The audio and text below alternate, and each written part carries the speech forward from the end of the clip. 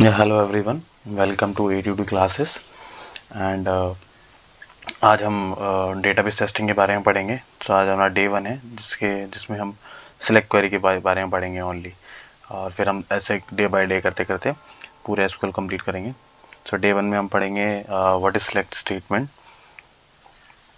So what is SQL? SQL is a standard language for storing and manipulating retrieval data in a database. And why it is used for? SQL statement used to perform tasks such as update data on a database, retrieve from a database, and updation can be in two ways: partially update and fully update. We can perform with the SQL statements, and we have a different syntax for that as well.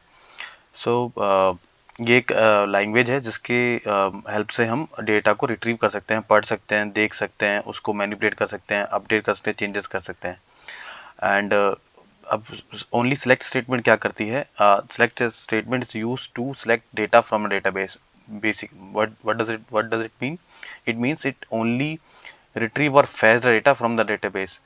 सो उससे आप read कर सकते हो, data को fetch कर सकते हो, लेकिन चेंजेस नहीं कर सकते. तो select statement always use for to retrieve और select the data from the database. जो हमारे सिंटेक्स है वो है select column name from table name.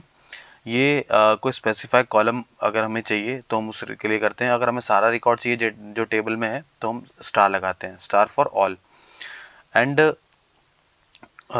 May be like when we don't use distinct keyword with the select statement, it will give up the duplicate record as well. But when we use a distinct keyword, it will only give the unique records. So how it could be possible? We can check and we can perform that as well. अगर आप लोगों को perform करना है ये चीज़ practically करके देखनी है तो आप W3 स्कूल जा सकते हैं SQL में, और अपने सिलेक्ट वाले कॉलम पे क्लिक करेंगे और नीचे उसका हमारे पास सिंटेक्स है. ट्राई टू योरसेल्फ पे क्लिक करने के बाद आपके पास बहुत सारी टेबल्स आ जाएंगी.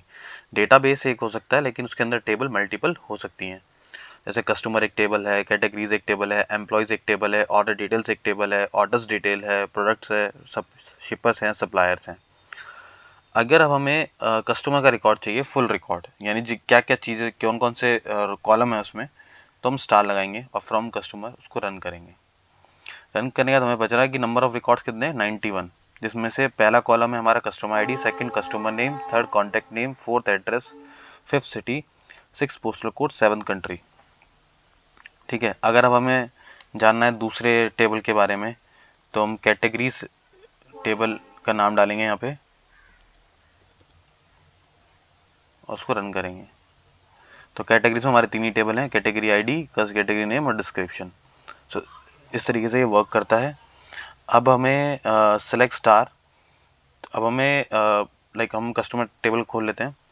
अब आपको दिख रहा होगा यहाँ पे हो सकता है नेम, कस्टमर नेम डुप्लीकेट हो, कॉन्टैक्ट नेम डुप्लीकेट हो, एड्रेस भी शायद मे बी डुप्लीकेट हो, सिटी भी डुप्लीकेट हो, पोस्टल कोड भी डुप्लीकेट हो सकता है, कंट्री भी डुप्लीकेट हो सकता है, बट कस्टमर आईडी डुप्लीकेट नहीं है क्योंकि ये सीरियल वाइज है और ये यूनिक है इसमें. अगर हमें अब यूनिक रिकॉर्ड चाहिए किसी पर्टिकुलर कस्टमर का तो हम लिखेंगे डिस्टिंक्ट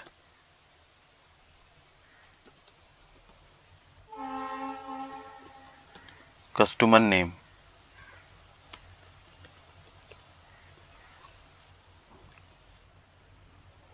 तो 91, यानी इसमें एक भी ऐसा कस्टमर नहीं है जिसका नाम सेम हो, सबके नाम अलग अलग हैं. उसी तरह से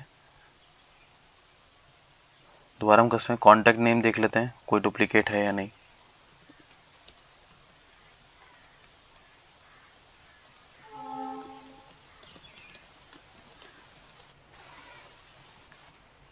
कॉन्टैक्ट नेम भी डुप्लीकेट नहीं है. क्यों? क्योंकि नंबर ऑफ रिकॉर्ड्स अभी भी 91 ही है.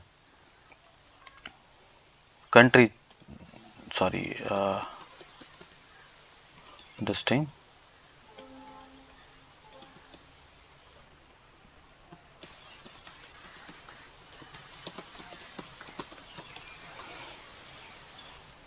19. अब हम यहाँ पे डिस्ट्रिक्ट सिटी लगा देते हैं. 69 रिकॉर्ड्स, यानी अगर हम 91 में 69 माइनस करें तो हमारे पास आता है 22 रिकॉर्ड्स. यानी 22 सिटीज आर डुप्लीकेटेड थी.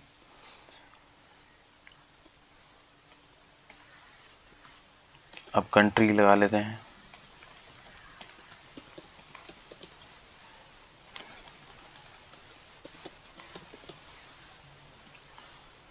21 रिकॉर्ड्स, यानी 70 हमारे पास डुप्लीकेटेड थी। तो इस तरीके से हम इन 2 क्वेरी का इस्तेमाल यूज़ कर सकते हैं।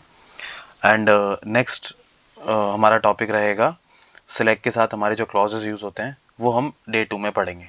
Thank you everyone.